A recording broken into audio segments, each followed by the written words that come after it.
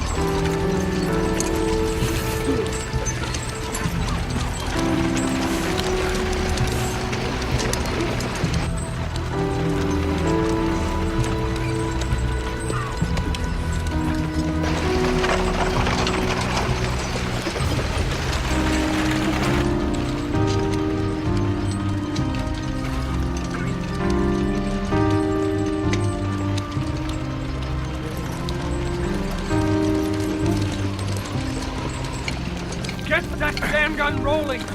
Put your shoulders to it. Lend a hand. Damn you! Hold up! Come on! Come on! Here, on the wheel. Yes, sir. Ready? 1, 2, 3. 2, 3. Mr. Hamilton! General, so you shouldn't be here. The British could be anywhere. Be damned with saving one cannon. Spike it and move on. Yes, sir. Then move on, gentlemen. Lay a spike to her. I'll with the horses.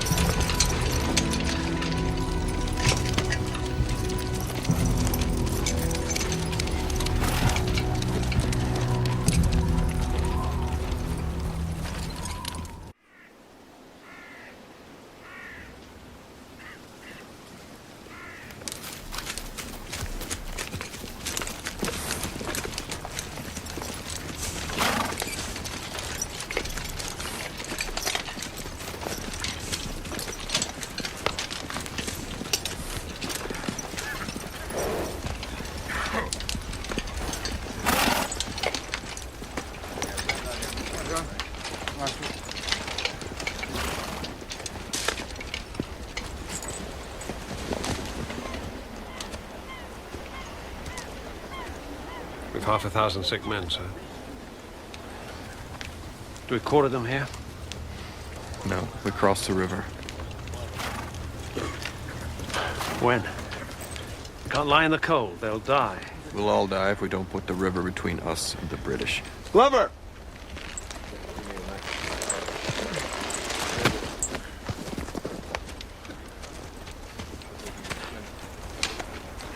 Glover, I'd like to cross the river. With what, sir? Do we swim the damn river? Glover, I'd like to cross the river. How, sir? You tell me. How do we put 2,000 men across the river? Where are the boats? Upriver a few miles is a foundry and smelter. They run the ore down to Philadelphia in boats, big boats. Take your men right up there and get those boats. And pay for them with what? Oh, Glover, open your eyes. We are pinned here. Either we cross the river or it's fire. So get those boats.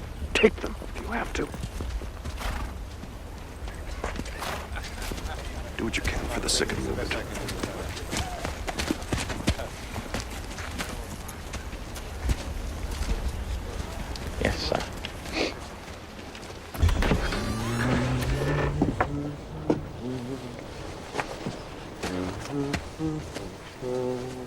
You are Robert Mackenzie?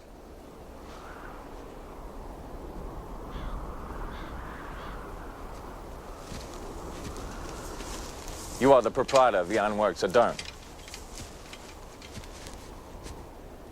Who are you? By necessity and authorization of the Army of the Continentals, we have commandeered your fleet of boats for the temporary use of the American revolutionary effort. What? By God, sir, is this your revolution? Is this your liberty and equality? To destroy a man's business? To rob him of his property? I follow my orders, sir. Whose orders? General Washington. Then God damn him for the bandit that he is. How am I going to make a living? Who's going to pay me? The Continental Congress. And our eternal thanks for your generous assistance in this matter. Right, Fair! You and your goddamn Continental Congress. I'll see you hanged. Every one of you. You too. You will all suffer the consequences. You don't stand a chance. Give up now. Stay with your company, man. Fall in. Look lively. 100 yards, sir. Keep coming.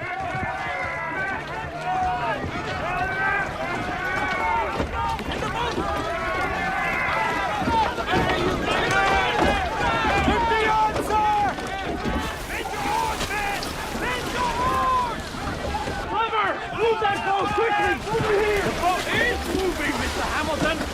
Hurry, gentlemen! Mr. Hamilton, hurry!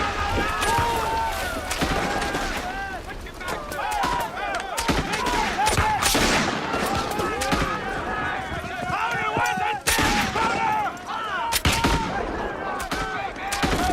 What's the right? What's the right?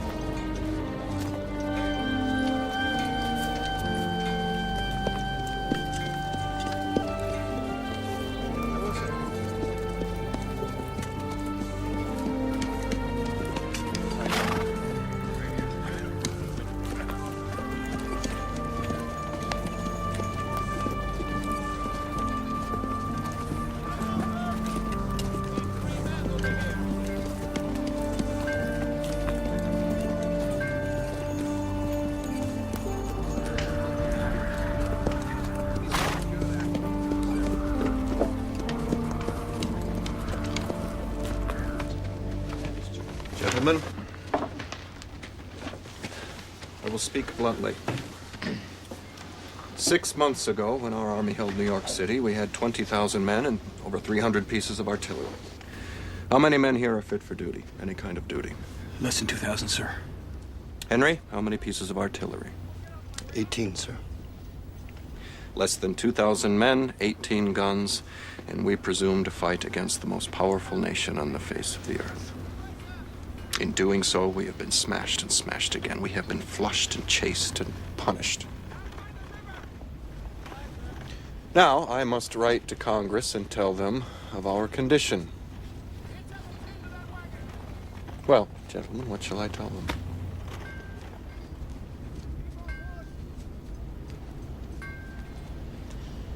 That we are on the west bank of the river, General. And that the British are on the east. And that there is no boat worth calling a boat on this river that is not in your hands. Yes, we have a reprieve, a few days or weeks until the river freezes over. And when the British walk across the ice with 20,000 men? Then we retreat. Again. Then the way is open and they take Philadelphia. What's left? We are left. So we have almost no food. No medicine, no blankets. I'm more of a physician than a general, and I tell you, we have jaundice and dysentery. So you tell me, in what condition are we left? You are right, General Mercer. An army without supplies cannot endure. I propose we endure. Therefore, we will find what we need.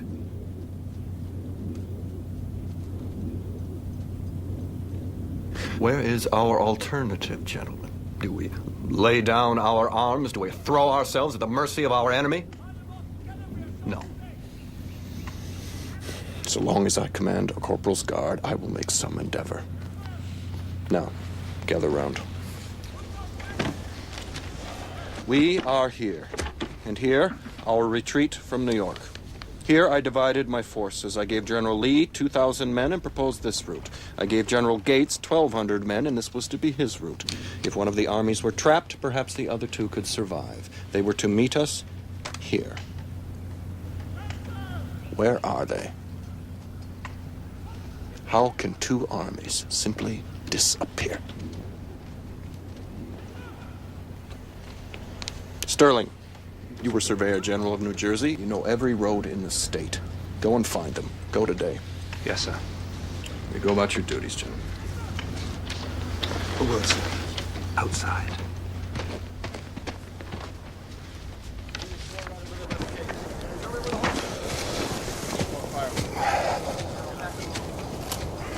Suppose General Lee is out there in the Jersey hinterland, just sitting and waiting for you and your army to die. I will not believe that. He hates you, just as Gates envies and hates you. That's enough, William. I won't go unless I speak my mind. Lee has always wanted your command. What better way to see you lose it than to just stay where he is?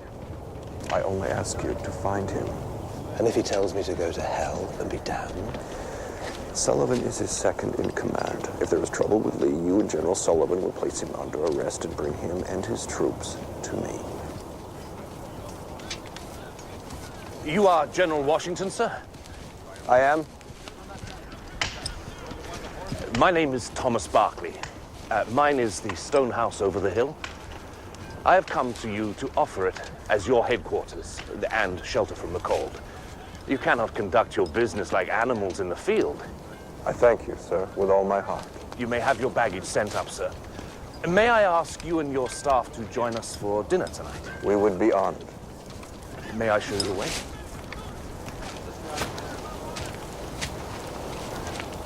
Find General Lee and his army, William. Tonight. Otherwise, we are finished. All over here.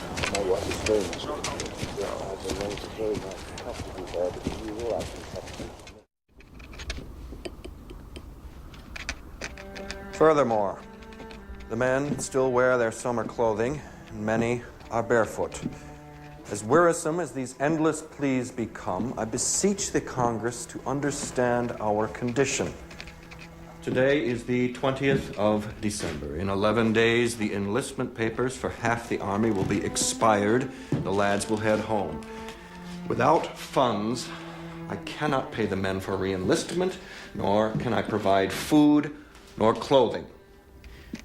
Without these funds, I do not know how we can continue, and I plead with you to help us.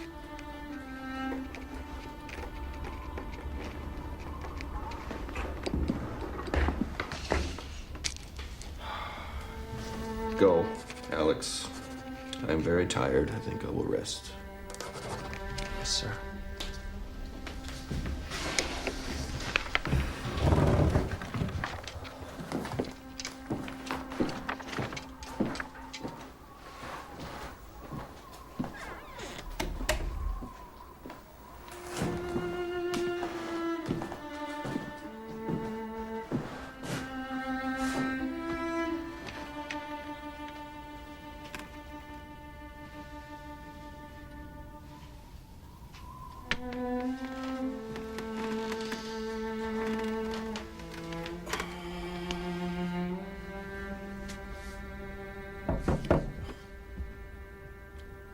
Yes. It's Hugh, sir. The door is open.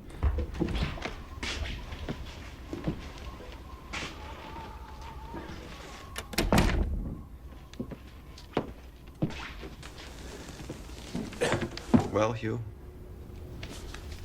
A rider from New York has arrived, carrying intelligence. Why in God's name did they call it intelligence? What's with this batch? You don't want to read it? It's from Van Hagen. Van Hagen? No one hates the British like a Dutch merchant. What's he got to say this time? General Howe's banging a pretty little wench, name of Mrs. Loring. He has her in his bed every night, glassy-eyed and fornicating like a 15-year-old. That's very stimulating, Hugh, but where's the connection? Van Hagen credits Mrs. Loring with our continued existence. He says if it wasn't for Mrs. Loring, General Howe would be down here at the river with 20,000 men. Howe's so convinced we're finished, he's allowed Cornwallis to return to England. Oh, the damned fool. Cornwallis is the only commander he has who isn't an idiot. They're waiting for the river to freeze. Meanwhile, he's sent Colonel Ryle and 1,200 Hessians to occupy Trenton and to watch us should we attempt to march to Boston. 1,200 Hessians? By God, Hugh, the man holds us in contempt. Well, with reason, sir, with reason. What reason? Less than 1,000 men fit for duty. No food, no clothing. These Hessians are the best soldiers in the world. The boys we lead are as frightened of them as a Salem pastor at the sight of a witch. Hessians? Van Hagen writes that Howe expects us to plead for terms within the next fortnight. He intends to be generous. Generous? Well, I will see General Howe in hell before I come to him with a plea of surrender. Come along, Hugh. Where to, sir? Let's have a look at Trenton. I've never seen the town. Now, sir. Yes, Hugh, right now.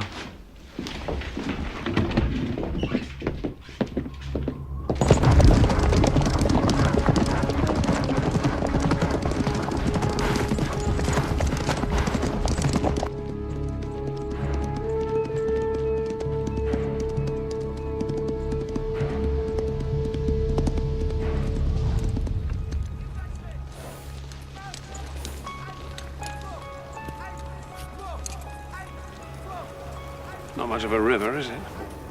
Less than the Potomac. If they had any guts at all, they'd build rafts and fight their way across.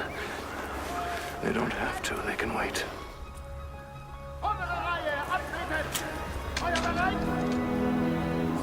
1,200 Hessians. Among them, the Neaphausen regiment. Same murderous bastards that cut us to pieces in Brooklyn, leaving 500 of you Virginians dead. Listen. What is it you hear? This was a fool's play, the two of us riding down here alone. Let's get out of here. Be quiet and listen. That's ours, Hugh. Some drunken fifers. For the devil's sake.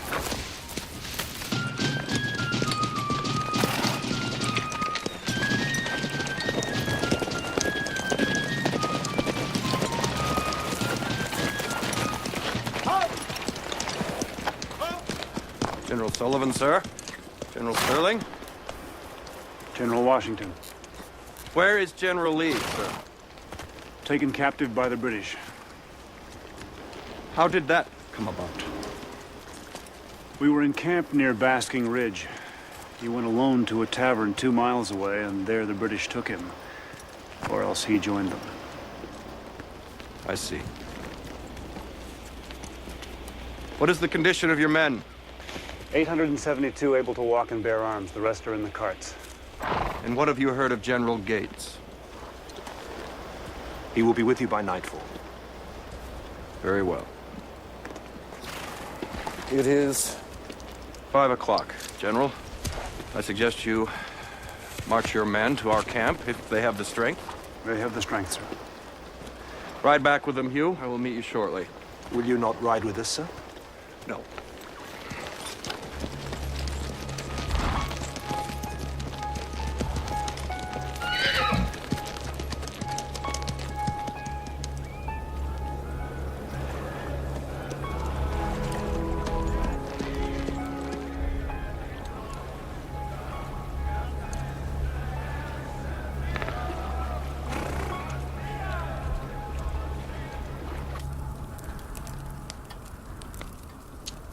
That's it. That's the whole of it. And you want my opinion? Forthrightly and honestly. I think you've lost your mind. Well, that's plainly said, Colonel Glover, but it's quite beside the point. The question is, can you do it? No, I cannot. But I will. What the devil does that mean? It means that the whole thing is a damned lunatic affair. But if you're determined to ride into hell, I'll go along. And my fishermen will go too. When all is said and done, there's no alternative, is there? I think not. Very well then. That's that.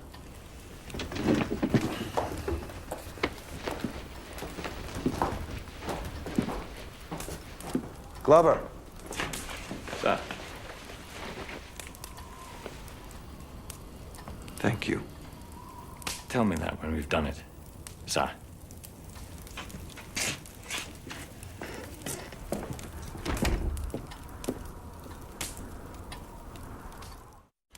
We'll have no more talk of defeat. Our side will assuredly triumph. Here.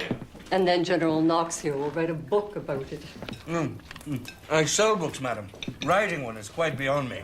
And perhaps General Glover will. Colonel Glover, man. This army is sufficient generals. And I'm not a writer. I'm a fisherman. There can be a short man here, not let you forget it. I'm intrigued by your profession, and I notice your uniform is different. There's no uniform, madam. These are my own clothes. Just as this is my own hair, which God gave me. I will lay aside my contempt for fripperies and my disgust for the High Church just long enough to join these gentlemen in an endeavor which is my own, as well as theirs.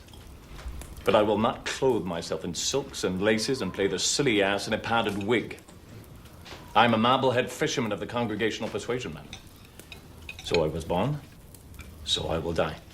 Madam, let me not apologize, but rather explain the blunt speech of Colonel Glover. He was never one to hide his light under a bushel. He has no desire to be ungracious. No, indeed, madam. I'm in your debt.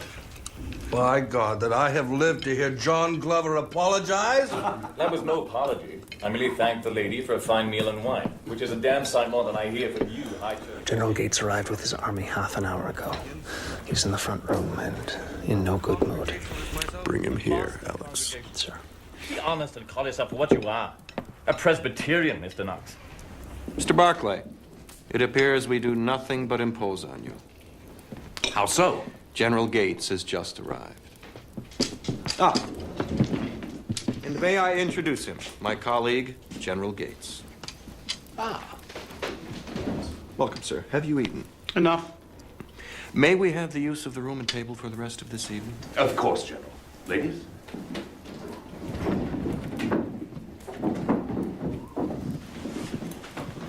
Sit down, General. Have a glass of wine. Be seated, gentlemen. It is late, but perhaps not too late.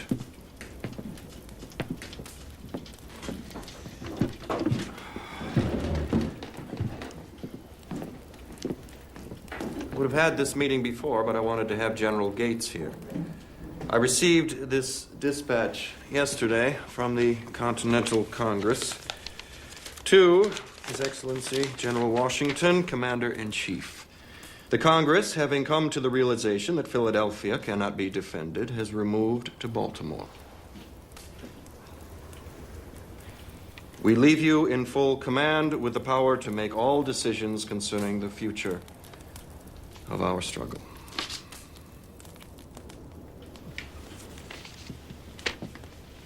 So it is, gentlemen. We became a nation on the 4th of July 6 months ago. We held our 3 largest cities, Boston, New York, and Philadelphia. Since then, we have lost New York. Congress has fled from Philadelphia because we cannot defend it. We have lost every battle, and out of our great army, only a handful remain. The British have written us off. At this very moment, they are contriving the terms of our surrender, waiting for the Delaware River to freeze over so that they may walk across it and present us with those terms. You have stated the situation, sir, quite clearly. Very well. Preserve your opinions, gentlemen. Hear me out. Across the river, 10 miles downstream, is the village of Trenton. It is held by 1,200 Hessians with Rall in command. They have food, warm clothing, blankets, tents, cannons, muskets, ammunition, in short, everything we need. In 4 days, it will be Christmas. There will be a great deal of feasting and a great deal of drinking by the Hessians that day and night. I propose that on the eve of December 25th, we cross the river, march on Trenton, and attack the Hessians before dawn. And if God is with us, we'll take the whole lot of them.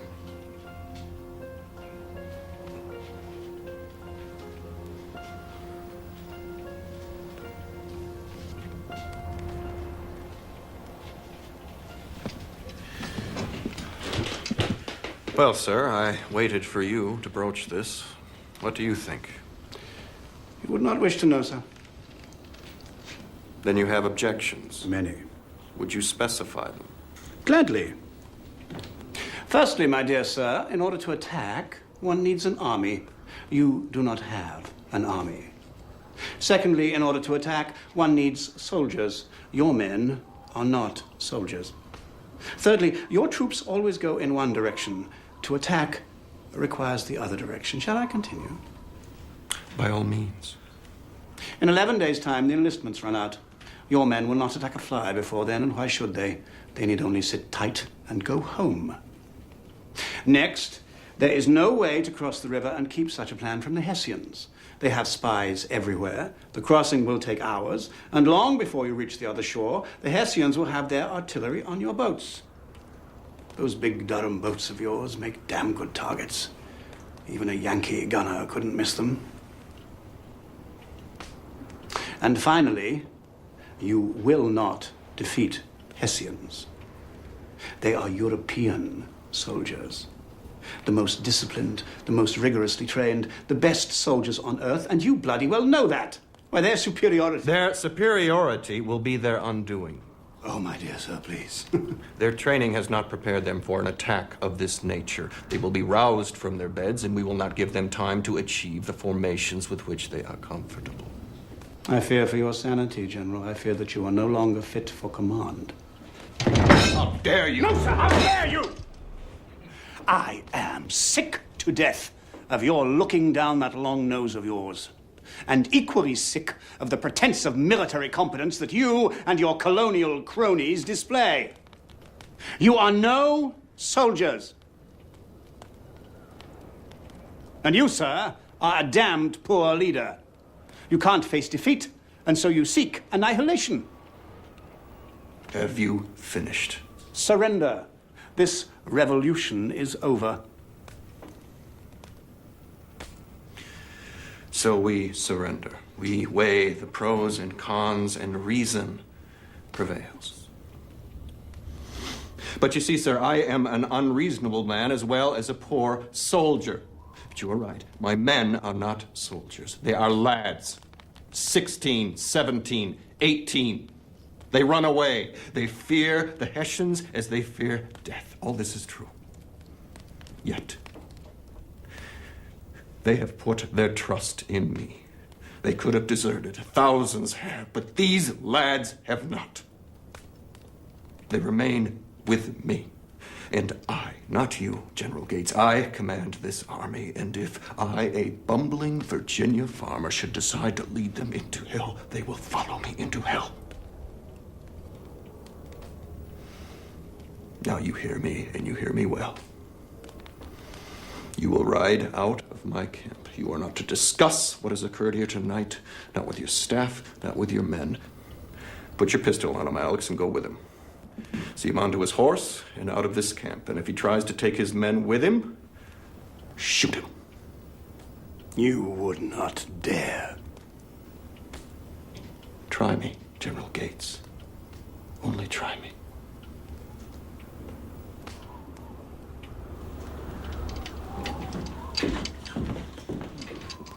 Go with him, Alex, but come back quickly. We have much to do.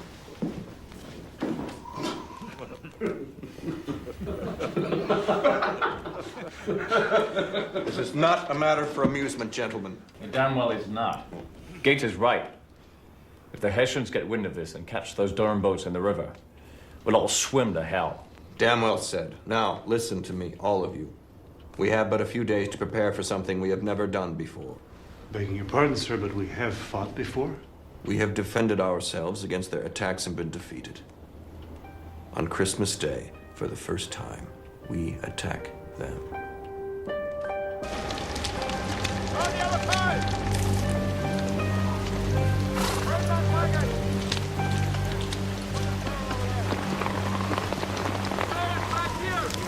Damn it, no! I will not ferry your guns until my men are across. You're stubborn as a mule. If there's an attack, we'll need the guns. Damn my soul that I should fight this grisly war with shopkeepers. Get in out of the rain, Mr. Knox. Now listen to me. To get guns and horses across, we put a platform across two boats. We drive 6-inch spikes through the planks into the gunnels of the boats. It takes 20 of my fishermen to handle each platform. Your point?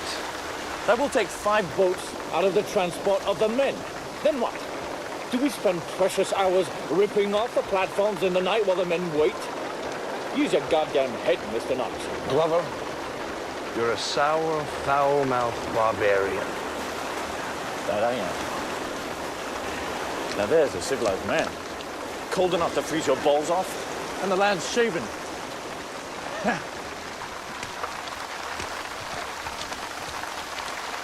We will cross here, a short march away at McConkey's Ferry. Then we'll divide into 2 columns and enter Trenton from 2 directions in darkness. You have 2 days left to select your companies and prepare them. Tell your men as little as possible. When we assemble for the crossing, you can give them the information. Not before then. Any questions? General Green, sir. My men need rifles. How many? Maybe 100, sir. You can have 10 rifles. Give the rest muskets and bayonets. Begging your pardon, General Green, but my men are riflemen. Sharpshooters. They won't take kindly to muskets and bayonets. They won't take kindly to being skewered by a Hessian either. Have you looked outside, Cadman? Better a musket and bayonet than a rifle that won't spark. We are going in, all of us, with cold steel at night.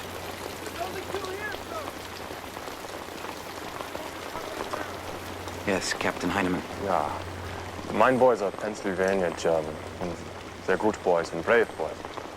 But zudem, die Hessen sind wie die Teufel. Devil, wie die Devil. Und if I tell them last moment that we fight, the Hessen, they become too nervous. Aber if I tell them today, we can talk about it. Und it's better this way for us.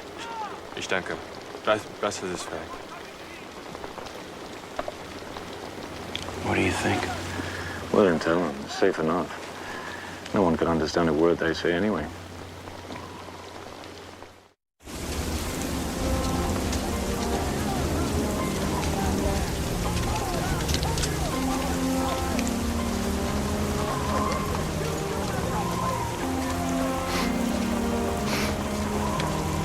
smoking? Dry cow dung. What's it taste like? Shit.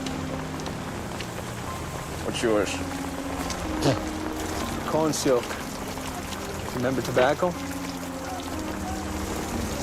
Yep. Making a hell of a mess there. What's all that for? Thinking the wax will keep the weather out. Don't feel like facing some redcoat with soggy powder.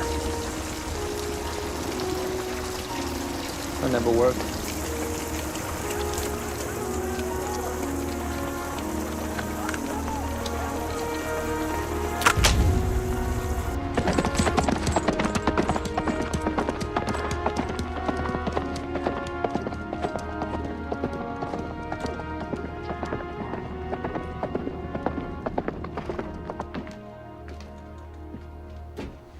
McCarthy?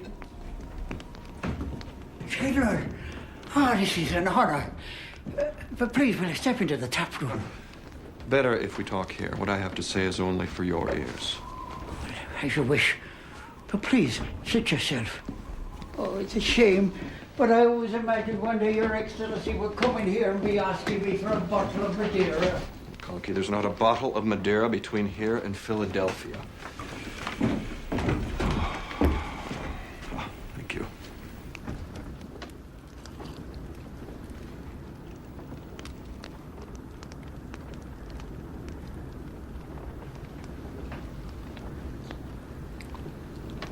God be praised.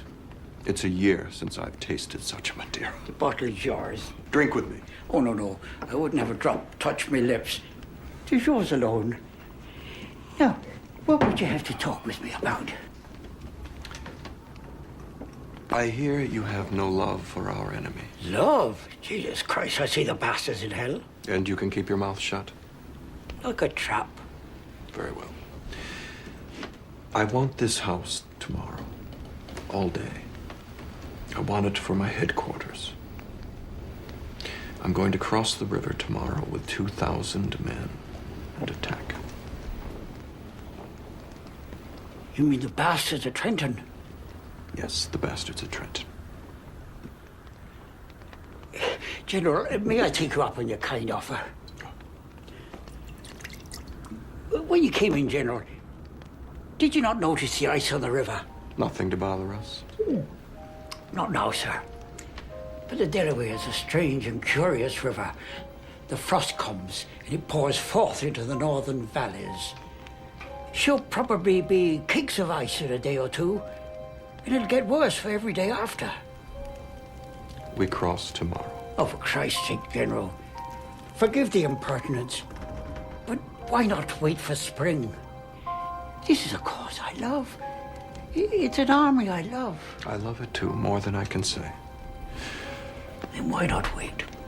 Because if I do not cross tomorrow, there will be no army.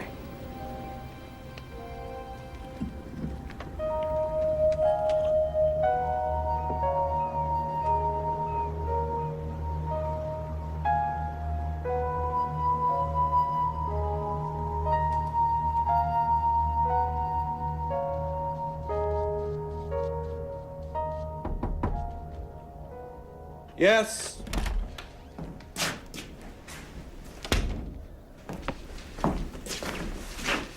It's Christmas Day, sir. Merry Christmas.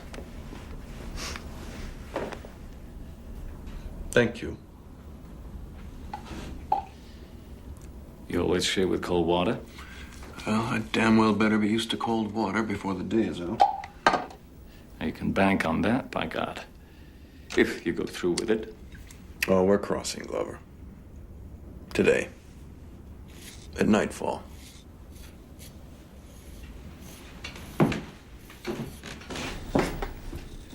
May I ask you a question, sir? If I said no, would it dissuade you? In this case, sir, no, it wouldn't. Well, then, by all means, Glover, what is it? Would you attack the Hessians in open daylight? That is a damn fool question. I have no intention of attacking in daylight. But would you? Glover, speak plainly, if you will. Very well. Let us say we push off the boats at 5:30. Full darkness. That will give us 6.5 hours for crossing. You plan to march to Trenton at midnight. A night march in this weather with men who will be wet, freezing, and already exhausted. If you can whip them and the guns along at 2 miles an hour, you can get to Trenton before dawn. We will do 3 miles an hour. Maybe. I'm not saying you will. I'm not saying you won't. But there's ice in the river. And as God is my witness, there's no man on earth who can carry that army across in 6 hours. Or 10 hours. So you will be coming to Trenton in daylight. Providing we can cross that damn river at all. That last you said. Son? Providing we can cross at all. Glover. Yes, sir. You have been a pain in my ass and a thorn in my side since the day we met.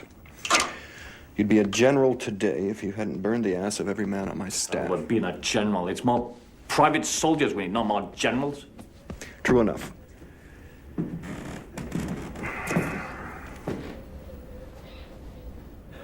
You are a hard man to like. But you saved my army at Brooklyn Heights, and you saved it at Throg's Neck, and you saved it when they drove us across the North River. You have more guts than any man I have ever known. And you're a damned good soldier. So I'm giving you an order. And unless you want to take your men back to Marblehead, Massachusetts, wherever that cold and godforsaken Yankee place is, you will carry it out. You will take my army across the river, and you will do it tonight. Very well, General. I'll carry our army across the river. God help me, I don't know how, but I'll do it. And I will not march on Trenton until the last boat is across. I want your fishermen with me. They'll be with you.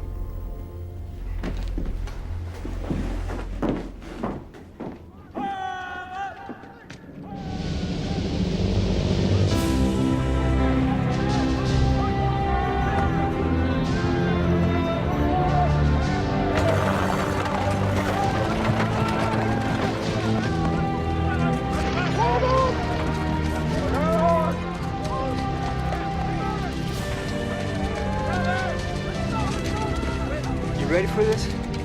Yeah. You? Yeah.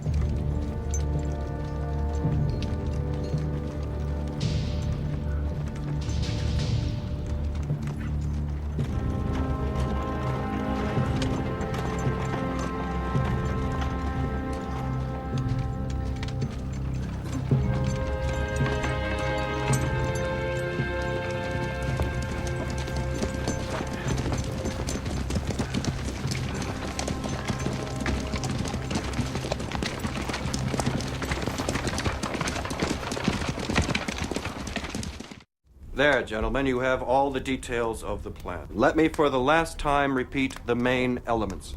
It is now 5:10. We will begin loading the boats in precisely 20 minutes. When the crossing is completed, we will march south along the river road. 4 miles south, the army will divide into 2 sections. General Greene and I, commanding the 1st section, will take the Pennington Road. General Sullivan, commanding the 2nd section, will take the river road. We will enter Trenton, God willing, no later than 6 o'clock in the morning. It will still be dark. You wanted a few words, Colonel Glover? Yes, sir. Gentlemen, I want discipline and speed in loading and unloading. No interference with my oarsmen. Each boat will have one of my men in command. His word is law, whether he gives his orders to private soldier or to General Washington himself. He will be at the tiller. As for the crossing, I am in command. Will you put your word on that, sir? You heard Colonel Glover. Loading and unloading and on the river, he is the supreme commander. No one is to countermand his orders. Any questions?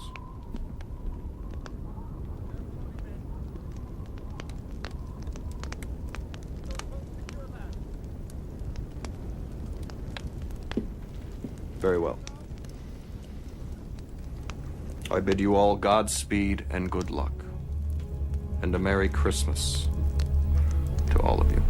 Merry Christmas. All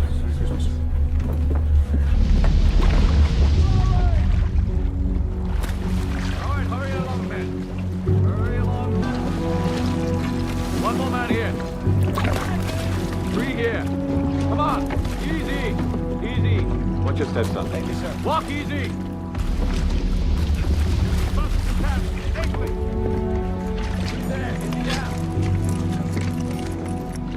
Cast off! Cast off! Now! Backwater! General? You, cross now. Seal off the landing area. Put a guard on anyone who wanders in. As the men land, widen the circle. Done, sir. What time is it, Alex? 6:10, sir. We're not moving fast enough. Bring me Glover inside. 3 there! Come on! Come on! Sit down! Come on, men! Gentlemen!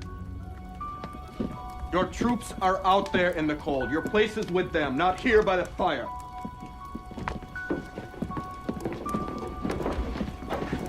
General. Glover, I've no time for civilities. Can you make the men move fast? No, sir, I cannot. The dock's too small and we've only space for 2 boats at a time. And I told you this morning that 6 hours is not... Let's get back to it.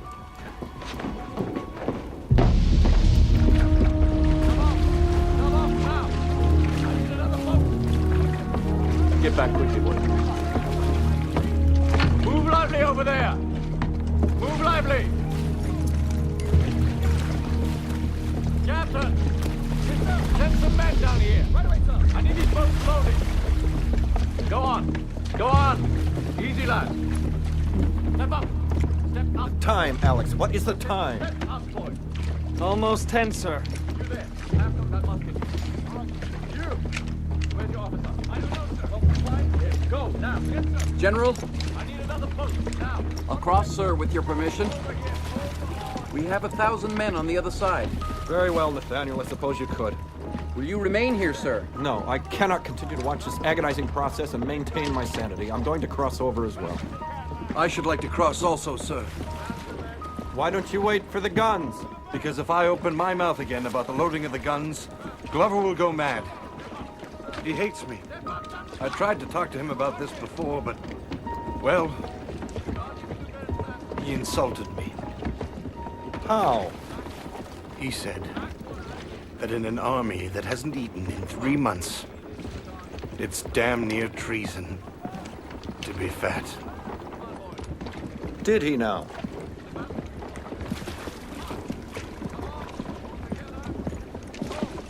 Come on, Henry. It's no night for bickering. To the boats, gentlemen. Yes, sir. Sir. Go with General Greene and General Knox. I'll be right along. I give you command on shore. I want you to wait till the last boat. Everyone crosses. Do you understand?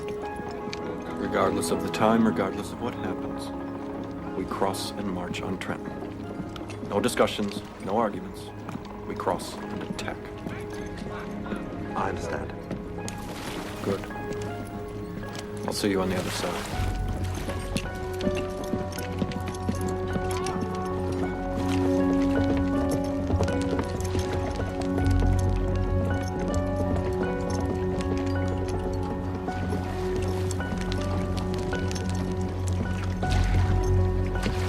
It's yours now, Glover. Keep them moving. Don't worry, General. We'll all cross. Move that fat ass, Henry. What'd he say? Move your fat ass. Don't swing your balls or you'll swamp the boat. Cast off!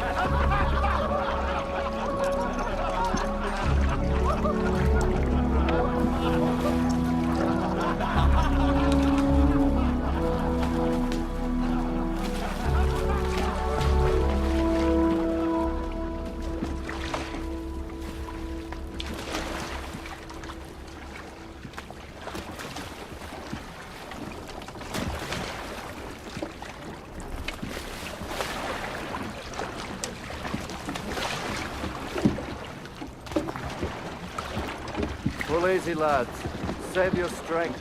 You'll need it for the night's out.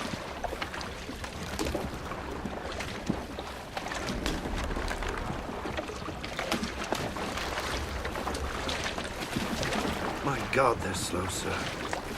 Can't we hurry them? We make one trip, Henry. They're at it all night. And then they march to Trenton with us. Easy, lads, easy. Pull together. Abe, give him a count. Sally Brown, she's a bright Malacca. Way, roll and go. She drinks rum and chews tobacco. Spend my money on Sally Brown. Long years I courted Sally. Way, roll and go. She's got curves like the girls from Valley. Spend my money on Sally.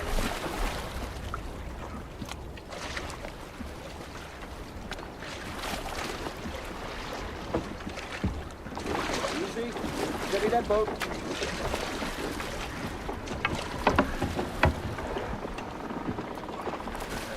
Fire up that bow line. Little closer, closer.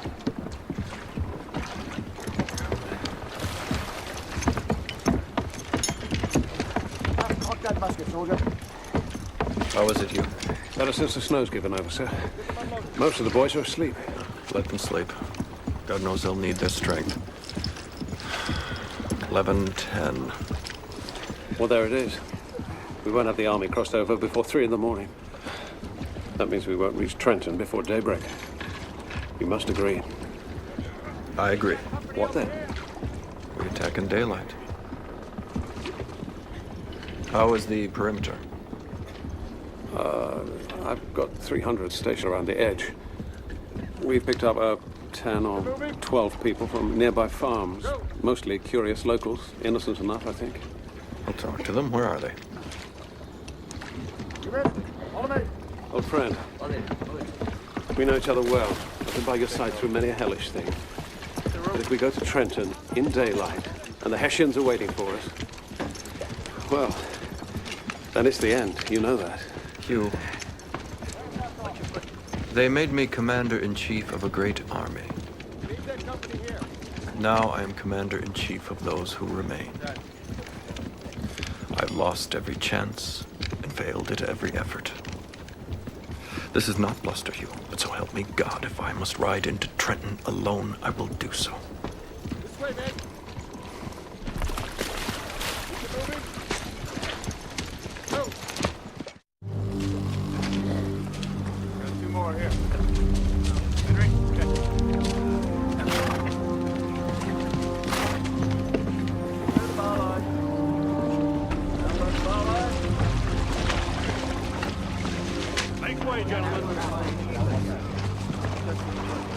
I am General Washington.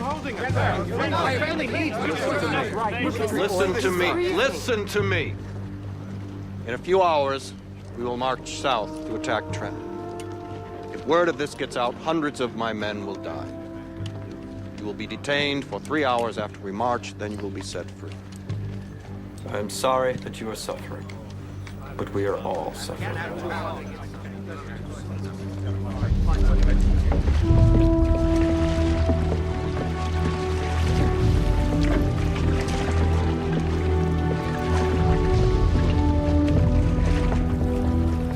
3.5, maybe 4 hours to daylight. God damn it, Hugh, I know that. That's it. No more talk of time.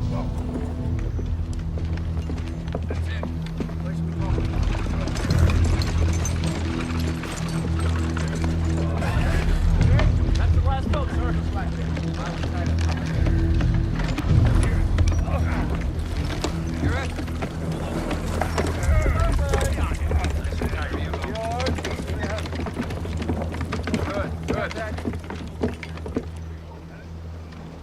General. It's done, sir. All across.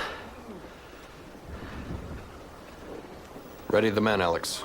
Well, there's no time to lose. We march in 10 minutes. Sir. To your brigades, gentlemen. Sir. Sir. Glover. How are your fishermen? Tired, sir. But they'll march. How are they armed? Pikes, sir. Fishing pikes. Well, you and your men lead Sullivan's column. Get with it. Come on, lads. Look alive. Look alive, lads. All right, lads. Long night coming. Get up, sleeping. Get up. Wake Up. Come on, gentlemen. Form up. Said to wake up. March in 10 minutes. Form up. Come on, lads. Come on. You there. Said to wake up. Look alive. Your muskets, gentlemen. Glover. Form my course. Thank you. Up, gentlemen. Said 10 minutes. 10 minutes of marching time. Come on, come on.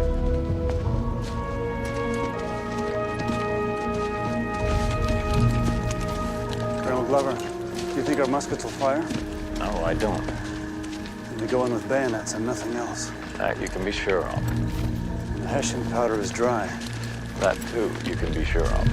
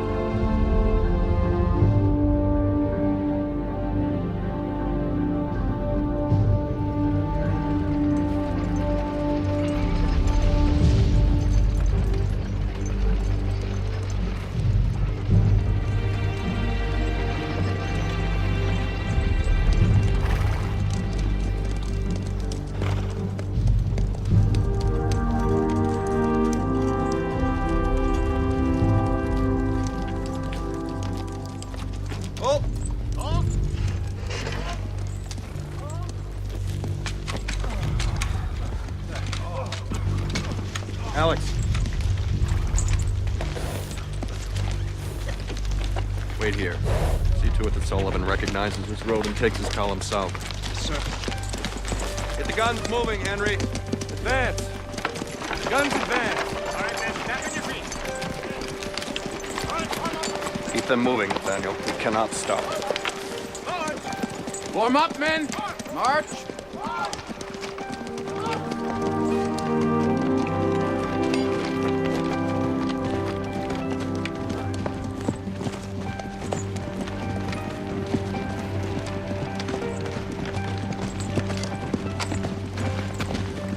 Come on, lads. 2 more miles and we're there.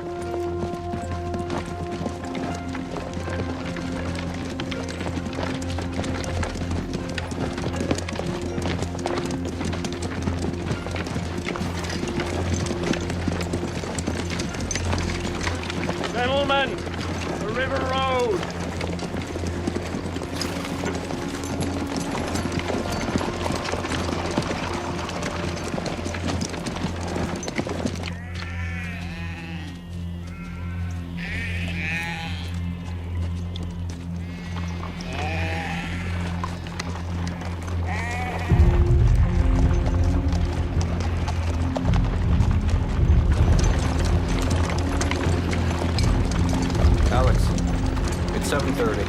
Sullivan, tell him we attack at 8, then get back here. Yes, sir.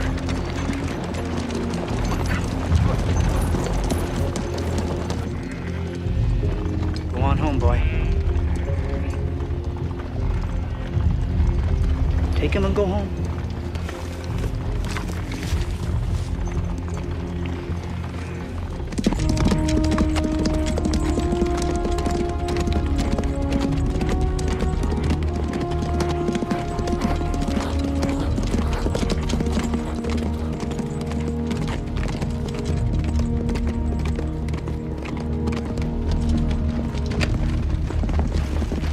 Sullivan, we attack at 8. Any sign of the Hessians? No. God willing, they're still asleep. 8 o'clock.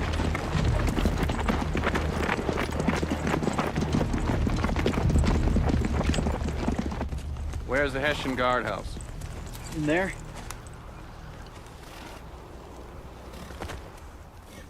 You be General Washington?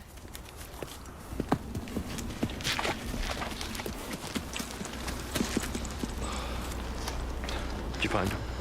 Yes, sir. Sullivan will attack at 8 o'clock. How many? How many what? How many Hessians in the guardhouse? 4, maybe 6. But they be sleeping, General. They made a great celebration yesterday. Pass the order to fix bayonets, then spread your brigades across the meadows. We attack at 8. Get moving. Fix bayonets? Do you think you and Williams could silence that farmhouse?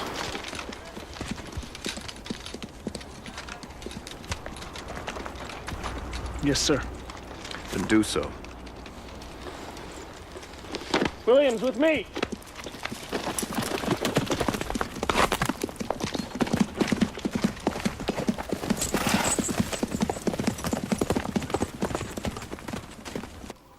Das Brot ist ganz schön trocken. Besser als gar nichts.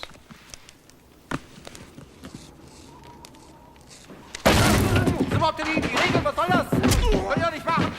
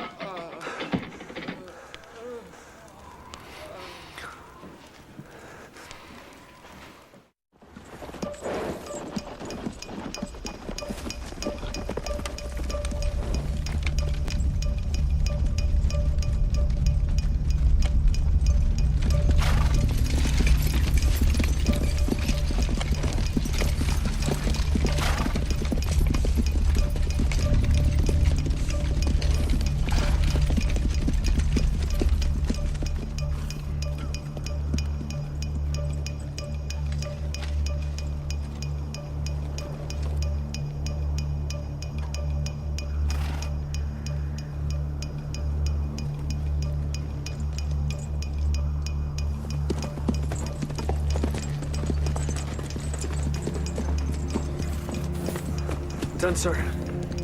How many? 4, sir. They're all dead.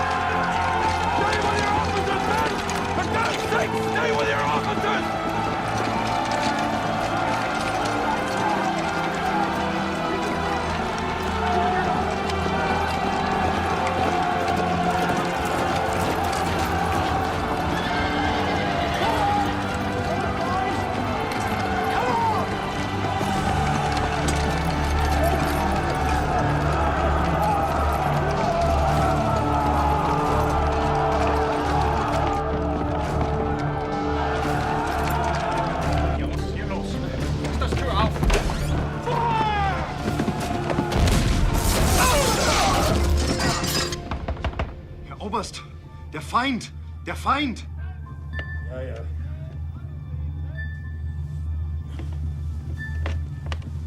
Wie viele sind da? Ich weiß nicht, Herr Oberst. Ist mein Pferd gesattelt? Jawohl, Herr Oberst.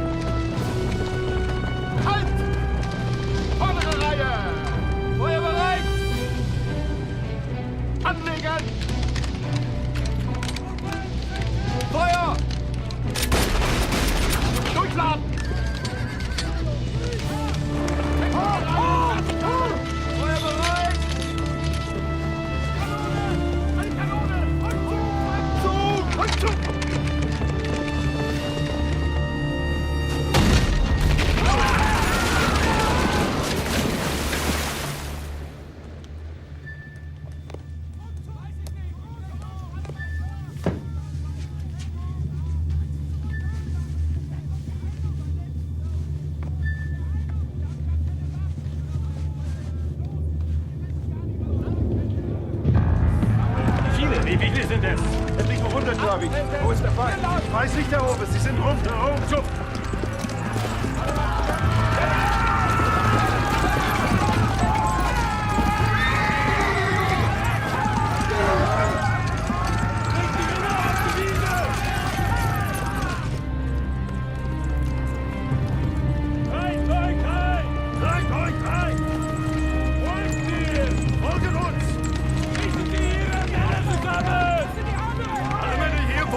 Herr Major, wo sind unsere Kanonen?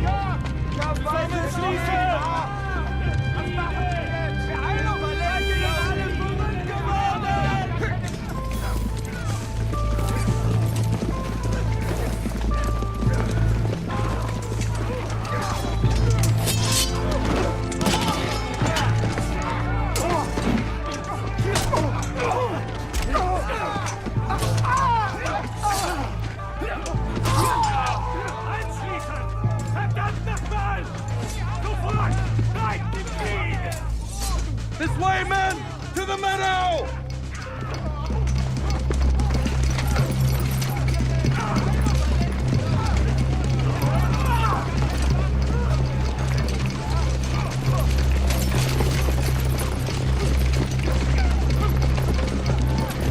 Stellt euch zusammen! Im Reihenglied! Alle Feldwebel! Scheiße! Warum dauert das so lange? Achtung! Schneller! Los, beeilt euch! Schneller! Schneller! Gehört! Kommt nochmal! Los! Die Schlachtordnung muss formiert werden! Meine Kanone ist ein Kompliment nochmal! Schlachtordnung! Schlachtordnung! Schlachtordnung! Los! Wo bleibt die Kanone? Im Reihenglied! Im Reihenglied!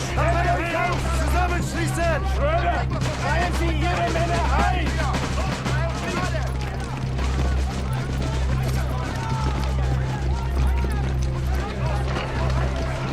Gefühl, it's cold! Bring die Kanonen hier! Kanone hier!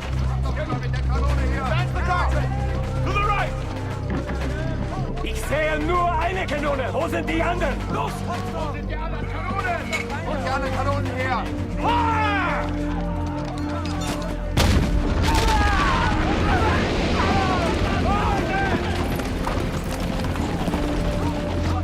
Sie kommen auch von hinten, Herr Oberst. Sie kommen auch von hinten.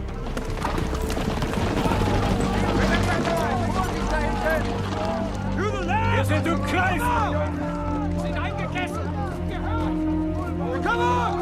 Zusammen! Mark! Wir sind auf jeder Falle! Eingekesselt! Direkt zusammen!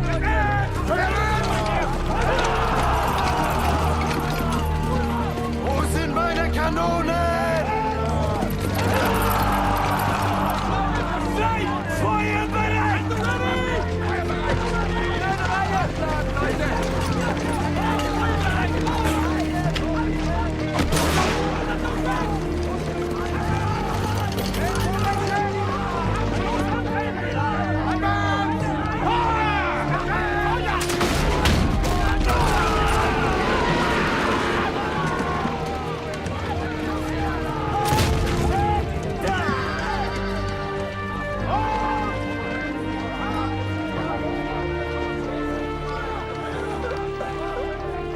Wir müssen uns ergeben. Ja, ich verstehe, Herr Oberst. Es bleibt uns keine andere Ausweg. Wir müssen uns ergeben! Wir müssen uns ergeben! Alle ergeben!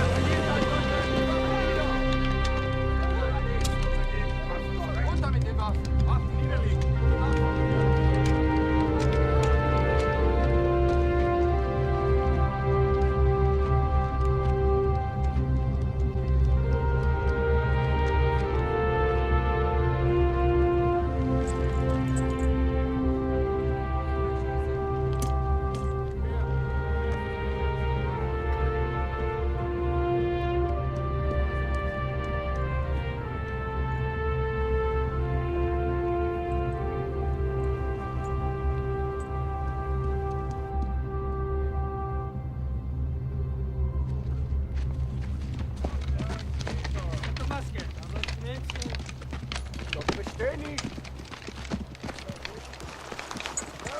General Washington, Colonel Raoul's sword.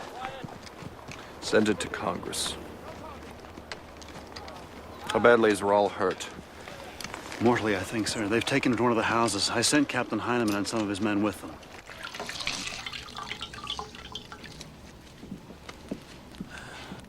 Hot, störsle.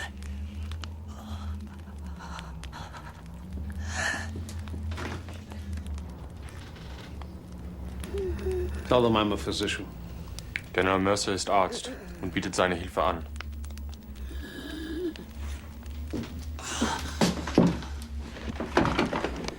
Ich habe keine andere Wahl, als mich zu ergeben. Ja, ich verstehe. What did he say?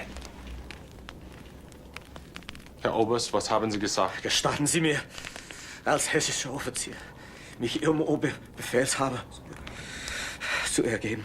He says that he wants to surrender like a Hessian officer, but only to General Washington. He'll surrender to me.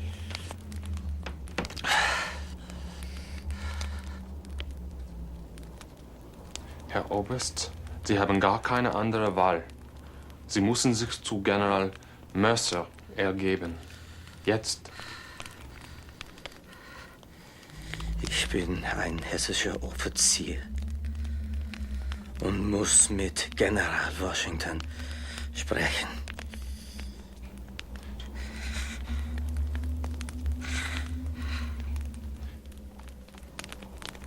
Nathaniel, get Washington. Bring him here. He won't come. Tell him he damn well must come. If there's one thing we should understand, it's defeat. His enemy is dying. Tell him that. Get over there! Sit down! Check their pockets. I'll do it. Get over here! General Washington, Colonel Raoul is dying.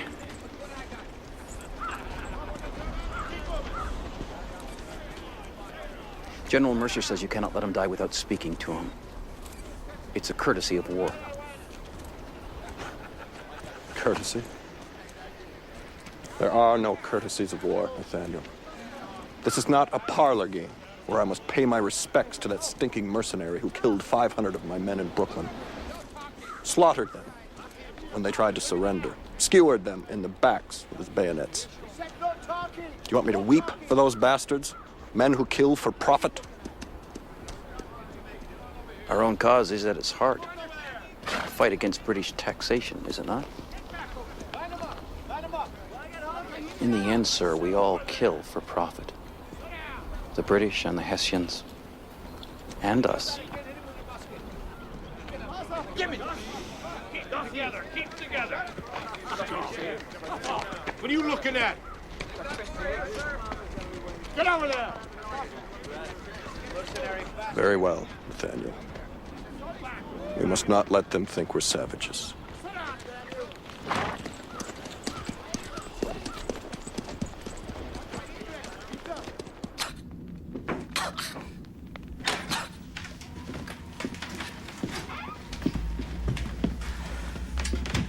He's very weak. He hasn't long. Sie sind General Washington. He asks if you are... I am Washington.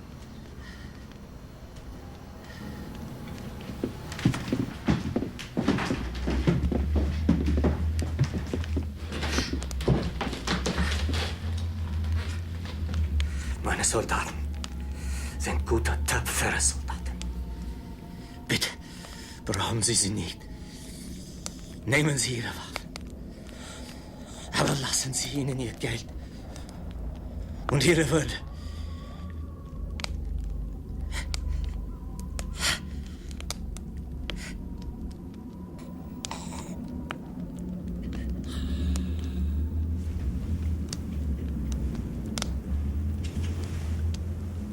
He's dead.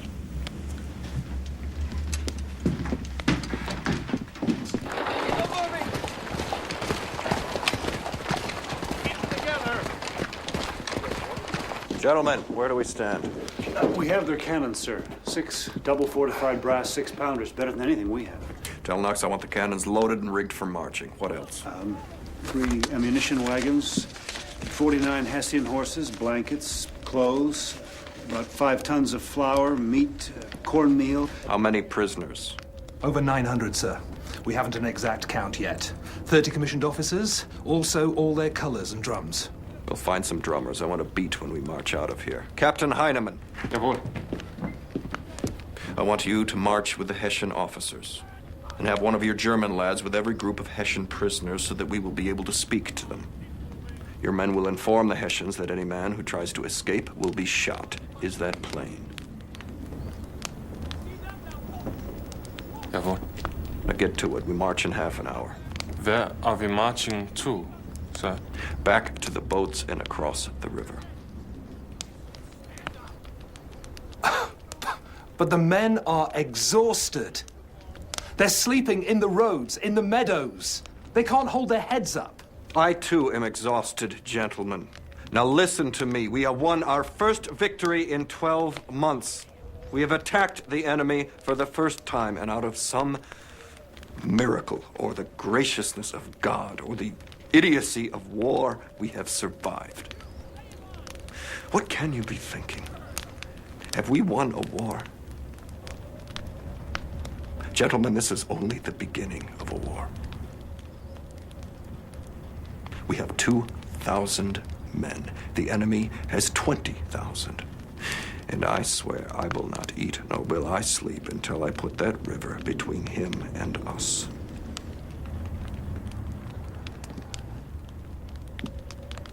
Now, go to your brigades, gentlemen, and prepare to march.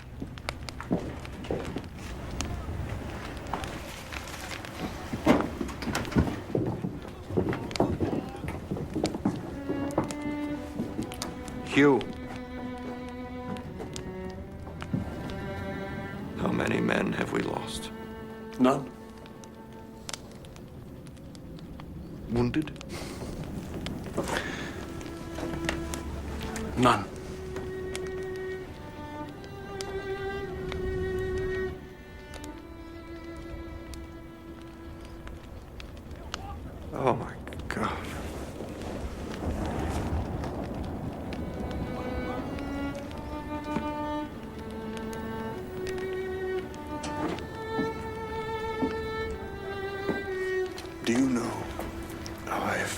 these past 24 hours?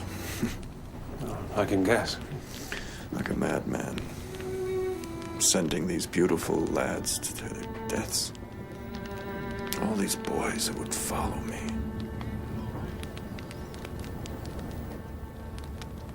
Why did they do it? I suppose they trust you.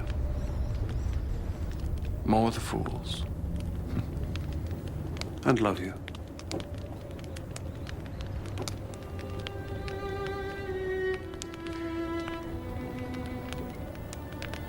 Very well, Hugh. Best get your men ready.